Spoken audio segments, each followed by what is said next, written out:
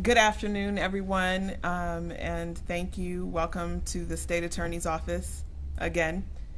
As I indicated in many of the press conferences that have happened in recent time, in an effort to continue to keep the residents of Orange and Osceola counties informed, I will continue to push back against false narratives, misinformation, and misleading information as needed.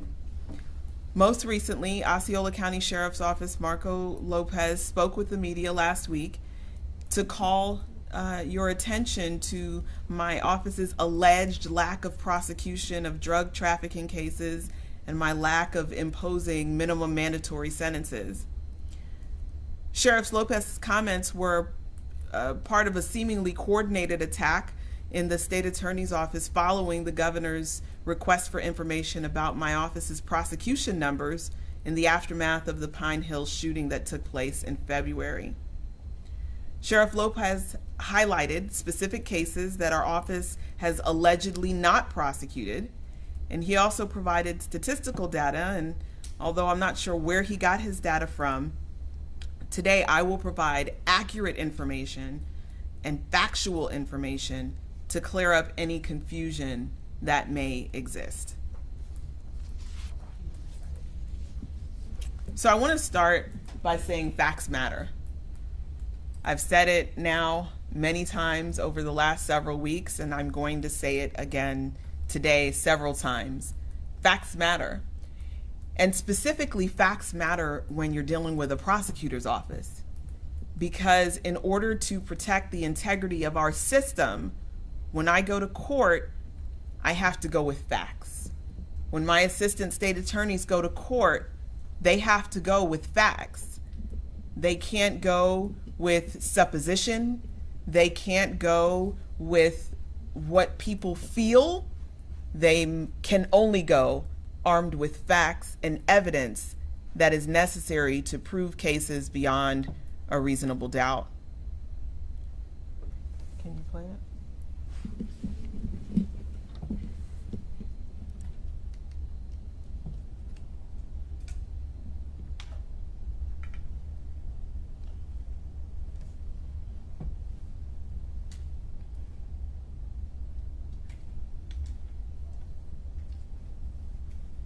Awkward silence. No, just a spinny wheel. I guess it said facts matter. So we're going to put that. So let's just go back.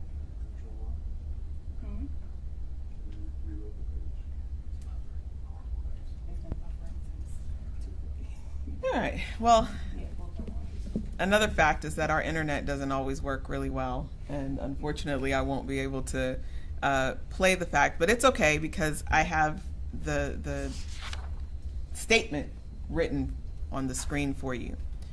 So last week, Sheriff Lopez says that out of all the drug trafficking arrests in 2022, none of the offenders were prosecuted for drug trafficking. Now that's a really bold statement to make, particularly for it not to be true. So I want to go through some numbers with you of what actually happened in Osceola County in 2022. In 2022, 13 drug trafficking cases were resolved in a minimum mandatory or higher sentence in 2022. Now, the sheriff was very strategic in what he said, because he said in all of the arrests that happened in 2022, because the sheriff knows, as does everyone, that it is very unlikely for a drug trafficking case to be resolved in the same year in which the arrest is made. So he came out before the media and he threw out these accusations to give the public and the governor the idea that we didn't resolve any drug trafficking cases in 2022. But facts matter, and that is not a fact. The fact is that in 2022, my office resolved 13 drug trafficking cases to a minimum mandatory sentence or higher. Now let's talk about some other numbers. There were 68 cases presented for drug trafficking by the Osceola County Sheriff's Office. Now, this morning, all of you and my office received a list from the Sheriff's Office of the cases that he was referring to in his press conference last week. And I find this to be humorous at best, because we've been requesting that list since last week, so that as we began to prepare for this press conference, we could speak specifically with you about his allegations. But he didn't provide that information until early this morning. So I'm going to go with the information that we were able to pull out of our system with regards to how many cases we received from the Osceola County Sheriff's Office. So there were 68 cases that were presented for drug trafficking in 2022. So there were 68 arrests. There were actually 69, but one of them is a juvenile case. So I'm not going to do anything more other than just tell you that there was one that's not included in this number. It's a juvenile case. So of the 68 cases, 36 of them are still pending. So for the sheriff to take the stand, if you will, and tell you all that 0 were prosecuted is disingenuous. It's misleading, and you should demand more from your elected officials. 12 cases were downgraded due to testing results. And I'm going to talk a little bit more about what it means to be downgraded based on testing results in some of my other slides.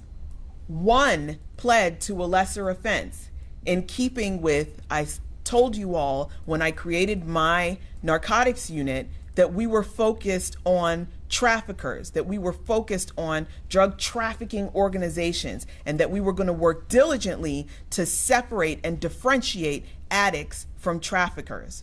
So 1 case out of those was pled down to a lesser offense because it fit into that category.